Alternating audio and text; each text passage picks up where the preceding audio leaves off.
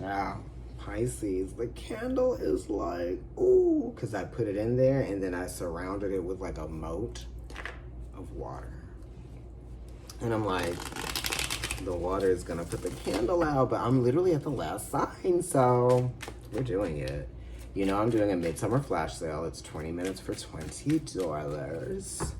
And I do that every summer during Leo season, or close to it. So, yes, if you'd like to take advantage of that reading special, email providencetarotkendrick@gmail.com. It's from August 6th through August 21st. Ooh. It'll probably take a week or less to get your reading, depending on how booked I get. I've already got like 3 pre-bookings, so I'm gonna do those at some point. Okay, this is the last.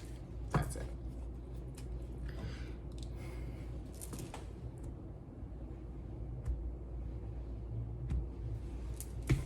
This card fell out for you. This is inspiration, right?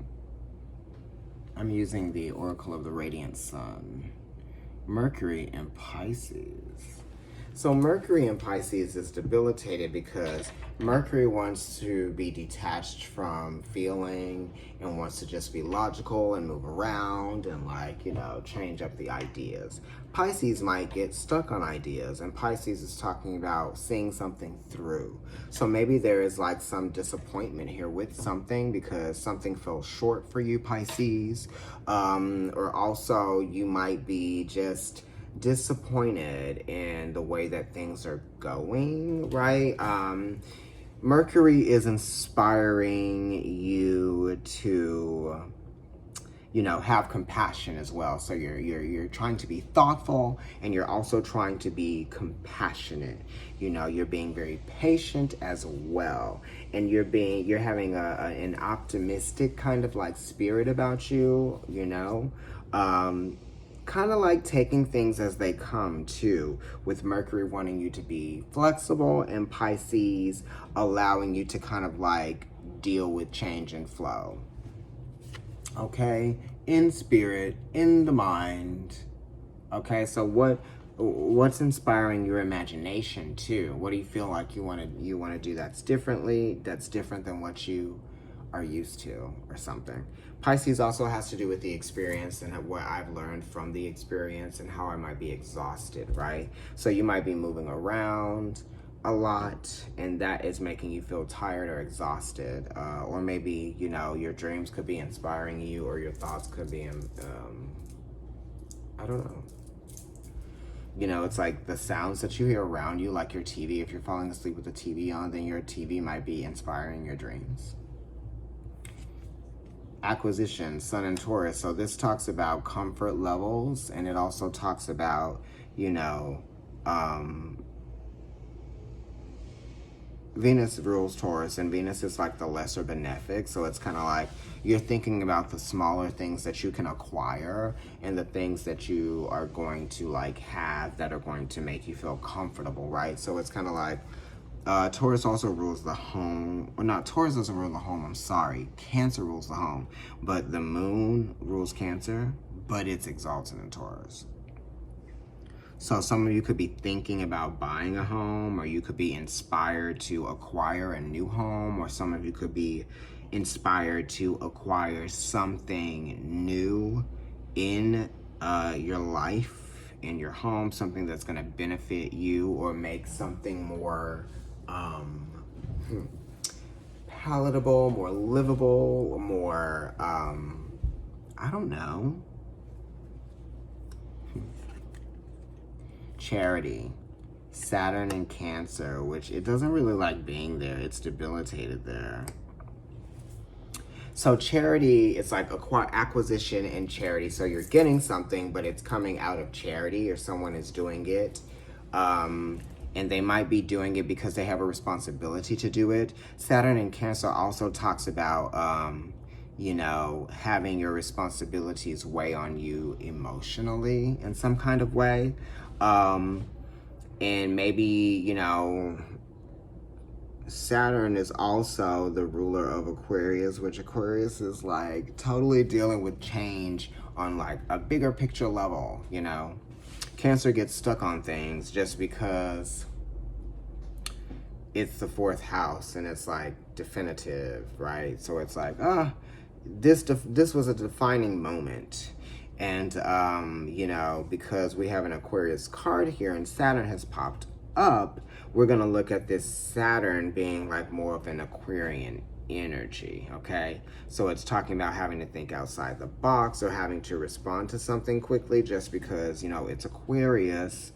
And it could be also talking about how overwhelming something might be, you know, a process, just because Jupiter is talking about growth, expansion, overwhelmingness, and just kind of like things that might be big, intimidating. And Aquarius is like, okay, let's just look at this from all angles. Let's see how we can kind of like get an understanding of what might be actually happening here. You know, it has to do with like science in some kind of way, just because it's Aquarius. Let's see what's going on behind these. Acquisition, vision. Okay, this is good. So you might be coming up with some solutions. This is some success here. That's Sun in Pisces. You might be dealing with Pisces, or you might be dealing with like a water sign or water. I know Pisces is dealing with water right now. And here's Aquarius. And there's Pisces again. Rebellion, Mars in Aquarius. So Mars in Aquarius is talking about going against the grain, and it's also kind of like I'm not responsible, or I'm not doing it this way, or it's not going to be done this way. It's kind of like Mars is aggression, and Aquarius is talking about, you know, coming up with a new way of doing something, or, you know, going against the grain or the powers that be, or whatever that is, or whatever that means for you. You know, Mars in Aquarius is saying that you're going against something, right? Sun in Pisces, vision. Maybe you had a dream, maybe you saw something, maybe you realized something. Maybe you also need to be careful about like being too willing to go like to a place that might be a little uncertain, right? Don't submit to something, right? With the Sun being in Pisces. Whew, child. Jupiter in Capricorn, control, innovation and control, innovation and control. So it's kind of like you're having to try and kind of like control a situation, and you're having to be thoughtful, logical, you know, patient, because with control comes patience as well. So you're definitely going to have to be compassionate with the Sun in Pisces, be patient with Jupiter being in Capricorn here, you know, allow things to play out in the ways that they need to play out. Don't be too aggressive and opinionated in terms of like what you might be saying. Make sure that you don't piss anybody off with Mars in Aquarius being here as well. That's good. Stay in your compassion with Mercury and Pisces. That's how you need to communicate, from a compassionate place. That needs to be your inspiration, compassion.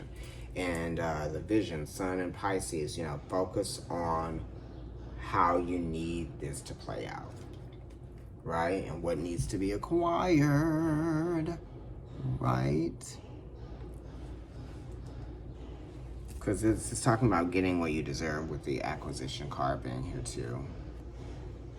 All right, Pisces, email providencetarotkendrick@gmail.com if you'd like to get a reading with me and take advantage of that 2020 Midsummer Flash Sale special sale.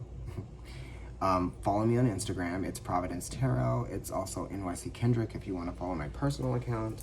And if you're watching on YouTube, like, share, subscribe, and comment. And also click that notification bell. And if you're not subscribed, do it. If you have subscribed, check, resubscribe. Bye, Pisces.